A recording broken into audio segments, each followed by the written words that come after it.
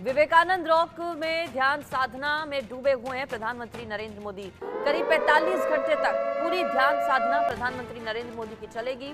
कल शाम तक पीएम मोदी की ध्यान साधना, समंदर तट पर सुरक्षा का कड़ा पहरा है। प्रधानमंत्री की ध्यान साधना की शुरुआत कल से ही हो गई थी। लंबे चुनाव प्रचार प्रसार के बाद प्रधानमंत्री नरेंद्र मोदी अब ध्यान साधना में हैं। प्रधानमंत्री नरेंद्र मोदी की जो ध्यान साधना है वो बीते कल 30 मई को शुरू हो गई थी करीब 7:15 बजे से, और 1 जून यानी कि कल इसका समापन होगा। इस दौरान पीएम मोदी पूरी तरह से मौन रहेंगे। अन्न का त्याग पीएम मोदी ने कर दिया है। इन 40 से 45 घंटों में नारियल पानी सिर्फ पिएंगे, अंगूर का जूस पिएंगे, सिर्फ लिक्विड डाइट उनकी ओर से ली जाएगी। ध्यान, मौन व्रत और केवल लिक्विड डाइट प्रधानमंत्री नरेंद्र मोदी की। अध्यात्म के 45 घंटे विवेकानंद रॉक मेमोरियल पर पीएम मोदी बिता रहे हैं। प्रधानमंत्री उसी जगह पर ध्यान मुद्रा में हैं, ध्यान लगा रहे हैं जहां पर स्वामी विवेकानंद ने विकसित भारत का सपना देखा था। प्रधानमंत्री की जो पूरी ध्यान साधना है वो कल तक यानी कि 1 जून तक चलेगी, जब देश में आखिरी चरण के लिए, 7वें और आखिरी चरण के लिए वोटिंग हो रही होगी।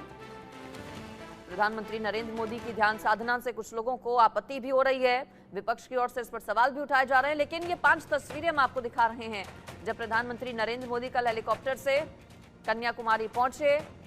अम्मन मंदिर में उन्होंने विशेष पूजा अर्चना की। पीएम मोदी ने आरती में भी हिस्सा लिया। मंदिर की परिक्रमा भी पीएम मोदी की ओर से की गई। प्रधानमंत्री नरेंद्र मोदी का यह पूरा दौरा अपने आप में बेहद खास है, चूंकि दुनिया से, सभी हलचल से अलग प्रधानमंत्री नरेंद्र मोदी ध्यान लगा रहे हैं। और 2014 और 2019 में भी लोकसभा चुनाव के बाद पीएम मोदी ने इसी तरह से ध्यान लगाया था। और अब आपको सीधा कन्याकुमारी ग्राउंड पर लिए चलते हैं, जहां पर इंडिया न्यूज रिपोर्टर महिमा कटारिया मौजूद हैं।